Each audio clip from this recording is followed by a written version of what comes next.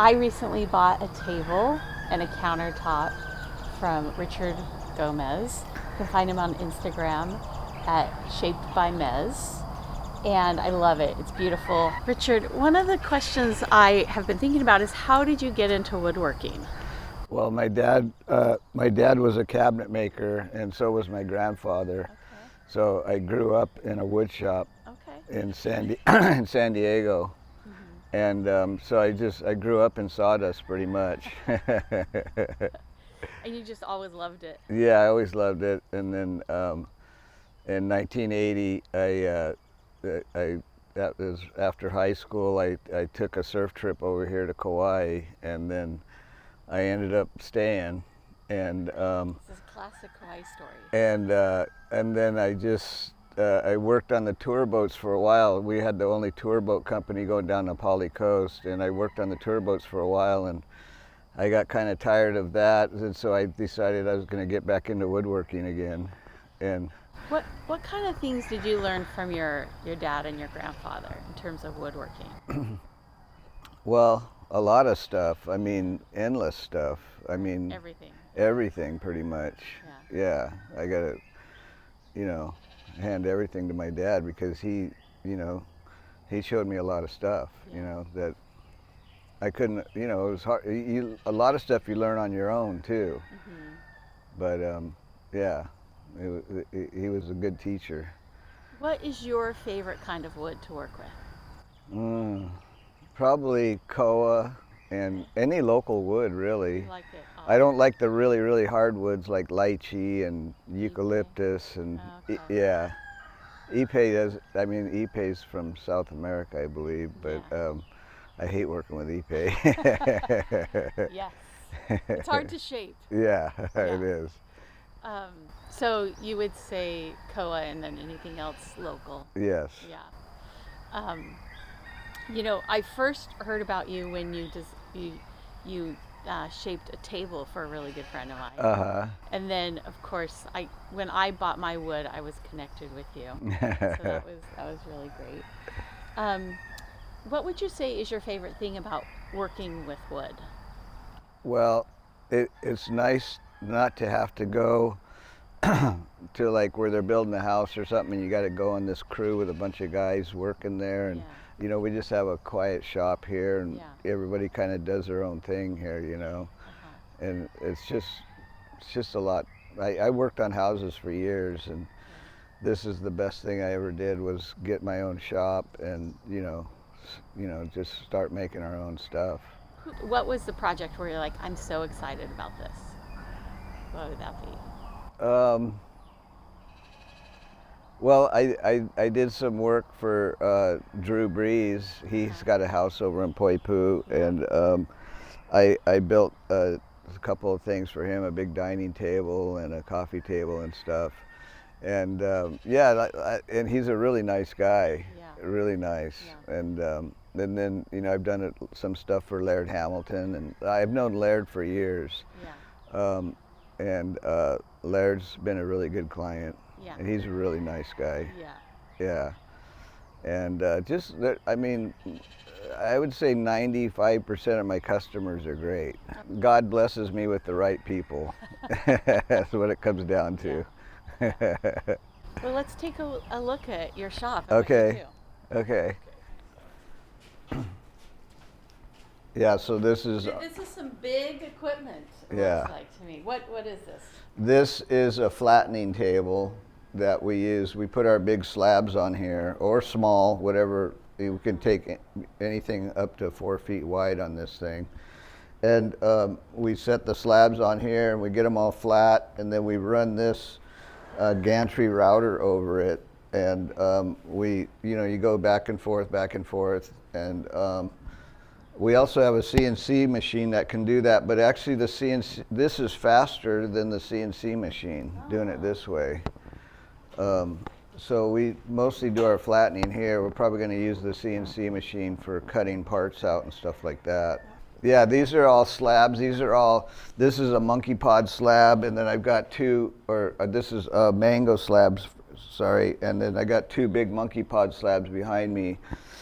And what will you most likely do with this? This is going to be a dining table for a client down in Honolulu, but he also lives in Idaho, and this table is going to be going to his house in Idaho. Oh, okay. Yeah, I've done some stuff for him, and we crate it up and we ship it over there. And then these are some slabs. These were off the Honolulu Connolly Resort property. The tree was taken down there because it was starting to, shed a lot of stuff, and it was in the way. So they cut it down, and we milled the wood up. That's pretty cool that he knows like where the trees came from. Yeah. I mean, I hope this is coming across, but it's just deep knowledge of wood and your love for it, really. Yeah. Yeah. Yeah, so, we get them raw like this, and they're kind of rough, and they're not perfectly flat after they come out of the mill. And then they have to be dried after they're milled up. They have to be put in a kiln. And then they get put in the kiln, and then after that, then we bring them here, and we put them on the table, and we flatten them out. And then from there, we can figure out how we're going to shape them. Yeah. What about this unique shaped one? What do you think will happen with this piece right here?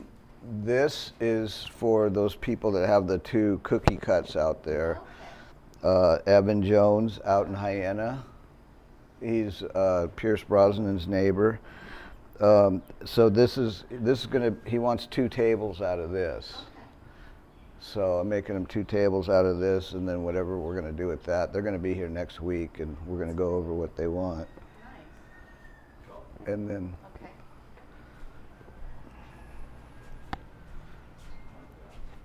Yeah. and then we got tons of. What kind of wood is this one? This is Kamani. Kamani. Yeah, false Kamani actually. Okay. It's a tropical almond tree. They grow all over here on Kauai. It's a very hard wood, but it's very highly figured. Yeah, it has great Yeah, movement. these are book match cuts. They were cut one right after the other. Right. Yeah, and then I've got some Koa This surfboard. is a surfboard. Yeah, I've got 7 Koa surfboard blanks here. That's great. That's Yeah. hard to find. Yeah, very hard to find, especially this long. Yeah. Yeah, and then I got a nice, super old redwood one from. This wood is from Eureka, California, and but it's really, really hard to get redwood like this. It's super old redwood. But so thick, you almost never see redwood. Yeah, that right, thick. right. Wow. Yeah, so I acquired that, and I decided, I'm going to make a surfboard out of it. So, and I can't throw away anything. I always keep all these scraps because I end up using them for something, Well, a that's good. table base or something. Yeah. So there'll be fall off pieces from a table I made, and Keep it for a future project. I try to. You can only keep so much. But yeah, I hate to waste wood. Right. Well, it's precious. Yes, and it's just a waste just to throw it out. So, I mean, for years they were just cutting trees up here in Kauai, and then they just cut them up and chip them up. But now, there's a whole new thing where we're reusing. If someone had some trees and they thought that you could maybe use them, would they reach out to you, or how? Yeah, or actually, I can send them in the right direction. Okay. Usually, my friend Kelly Franklin, Kelly on Kauai, he usually does the milling and stuff. Okay. And there's a couple of different guys I got with mills. So if you have great trees and you don't want them anymore, Yeah. don't chip them up. Yeah. And then there's also Pacific Hawaiian Hardwoods, and the Kelly was part of that company. Yeah. And yeah, they have a big mill, and they can mill this stuff up, and they have a big kiln that they could put the wood in to dry it out. And then Richard brings out the beauty. Yeah. But yeah, you got to have a kiln to dry the wood out, because usually when you're done milling the wood, it's usually like maybe 40 or 50% moisture content. You got to get it down to 10% in the kiln, and then once you get it down to 8 to 10%, once you pull it back out of the kiln, it's going to shoot back up to like 16 to 18% just because of the humidity in the air. Yeah, so, but moisture is a problem, you know. You don't want to get the moisture out. No, you don't. This is I got my kiln going. I got my little mini kiln going here. Nice. Yeah, I got a dehumidifier in there. We dry the wood out. So this kind of looks like a heart shape. Yeah, this is a crotch. These are crotches of a monkey pod tree. And my friend of mine gave these. Well, I did some work for him, and he ended up giving me 4 of these. I sold 2 already. Nice. And then I find stuff like this on the beach. This is ironwood. It's very solid, very heavy. I was looking at it, I go, oh, that would be a cool base for a table. Yeah. So I brought it, I went and threw it in my truck and brought it to the shop. Nice. So someday I'll figure out something for it. I like it. Yeah. So all this wood here is just... Someday it's going to be something. Yeah, we just flattened this out last week. This is beautiful. What kind of wood This is that? is Kamani. Okay. Yeah. It's a pretty wide Yeah. And a lot of this stuff is monkey pod. This is koa right here. This is Adam's koa right here. Nice, Adam. And but yeah, I just keep all these funny pieces that, you know, don't make sense at first, but then once you think, oh, I could use that for this, you know. You're just putting the pieces together. Right. It takes time, but yeah. So this is one part of the shop. And then we do a lot of our stuff up here. Here it is, Shaped by Mez. Is this your? That's what my logo. Yeah. Logo? Yeah. Good. It's a. So I have 2 workers. I got Adam here, Adam Eichenauer, and then I've got Marcus Panua. And Marcus came up with that logo. That's great. And and then we have a laser thing that we cut this with a laser. Okay. And so these were the trophies for the. Yes, but they had the logo, the Pine Trees Longboard. The Pine Trees Longboard. Yeah. What were they the trophies for? The Pine Trees Longboard contest down in Honolulu. It just happened. Yeah.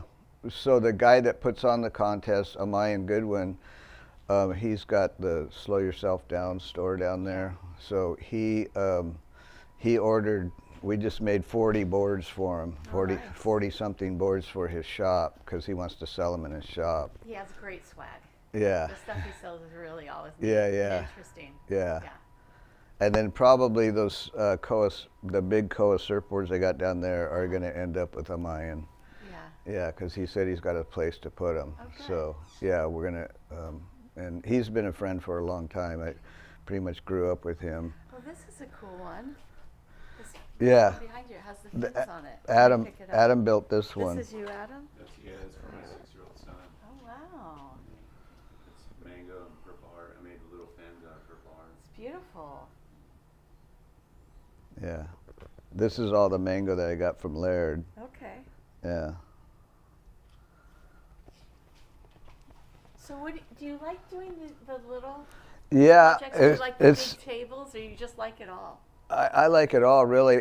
This stuff has turned into kind of a fun project for us all, you know, because we, you know, when me and Marcus and Adam are all working together, we each got our own little area, and like we'll be cutting them out, and then once we cut them out, I made this little thing. We like to put rocker in the board, you know, just to make it look kind of real. Yeah. So I made this thing. And we can put the board in here, and this thing's curves, and we just run the router over this, and then it puts the rocker in. Nice. And then from there we shape the rails, and then once I rough shape them, then Adam takes over and he sands everything down and gets it really smooth. And then once we get them all smooth, and if they're going to get run through the laser, you know, with a logo or something on them, after we get them all shaped and finished, then we run them through the laser, and then after that we can finish them. So it's quite a process. It takes a while to do it. How long would you say a typical whether it's something small like this or a big table, what is the process? It might surprise people how long it takes. Yeah, it takes longer than you think. You know, like flattening a piece of wood, it depends on how flat it is when you get it. Right. You know, it takes a while to get it all flat. Sometimes it'll be cupped, and so you got to get it all flat. And and then the sanding process is a lot of work too.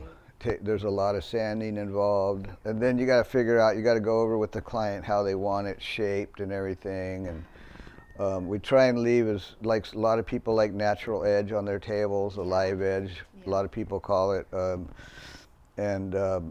You know, you figure out what you're going to leave and what you're going to redo.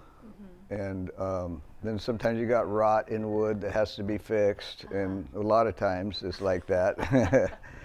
And you know, you got to get everything fixed up, and then you know, you got to, once you have it shaped, and then you can really fine sand it, then depending on what kind of finish you put on it, like we got this stuff called Osmo that we use on a lot of our tables.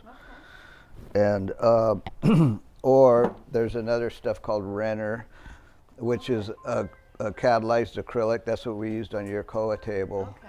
Yeah. And so that, you know, once you get the table finished, then then Adam usually sprays it if we're going to spray it with Renner, or we're going to put the Osmo on it, depending on what people want. And is this the drafting area? Well, this is our big table saw. Oh, okay. And then, you know, we got to mill things for the legs and all kinds of stuff like that. Right.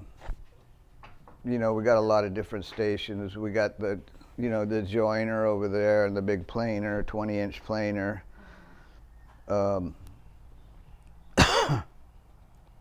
There's there's a lot of different, you know, processes that you have to go through to get wood straight. Is this a Koa surfboard that you shaped? Yes, and that's Titus Kinnimaka. That was a board I made, I don't know, probably 15 years ago. And then that picture was on the cover of the Garden Isle newspaper. That's at The Kalapaki, yeah. And that's Titus Kinnimaka holding the board. he's a professional surfer. Yeah, he's a well-known Kauai surfer. Yeah. He used to be my neighbor out in Hyena, so Yeah. I'm good friends with Titus. He's a great guy, really nice guy. They have surf lessons too, if anyone. Yeah, surf lessons. Yeah. So that, you know, and then we have tons of clamps too. You know, it's like you can never have enough clamps. You know, actually Annie's Koa table is one of. It's beautiful. And you know, I made that thing probably 10 years ago, and then we were going to put it in the house, but it just didn't fit right. And my wife wanted it at first, and then we put it downstairs, and it got covered up, and I forgot about it for years. And then I don't know, just like, oh, and then I told you about it, and you came down and looked at it, and you go, oh, I'll take it. It's special. Yeah, it's the crotch of a koa tree, the base is, and then I turned that crotch upside down, so that turned into the legs, and then all the wood is Kauai koa in that table. So you might not know this, but koa is a beautiful Hawaiian hardwood that is very hard to come by. Yeah. There's even laws about. Yeah, it's kind of endangered, Yeah. and it's protected, and you can't just go cut down a tree. No.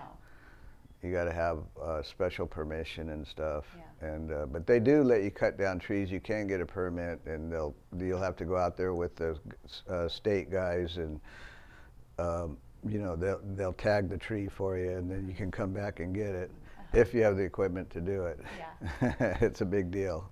It is a big deal. Yeah, it's a really big deal because. Basically. Yeah, there's a lot of other guys doing this stuff too. I'm not the only guy. Sure. But there's other good guys too, you know. And there's some guys that make some really nice stuff here. There's some really talented woodworkers here on Kauai. Yeah. Well, we love wood on Kauai. Yeah. There's some really talented guys here. Yeah, you can email me But at. you don't really do email. Yeah, I can don't you? really, Just but you can send me a message or do message. you look at your Instagram messages? Yeah, I look at them. Okay. Yeah. So What's your Instagram handle? It's called Shaped by Mez. Like Right. shaped a surfboard, shaped by Mez. MEZ, Shaped Yeah. by Mez. Yeah. My last name is Gomez, and I don't know, a lot of guys call me Mez. So, but yeah, I had my niece working with me for a little while, and then she was doing all my stuff for me. She was doing all my bookkeeping, and she was like, talking to the clients for me and stuff like that. And but she ended up moving to Australia, so I lost her. But so now it's like, okay, if you can get a hold of me, go ahead and get a hold of me. Would you want to? And just supposed to only be here 2 weeks, and I've been here over 40 years now, almost 45 years.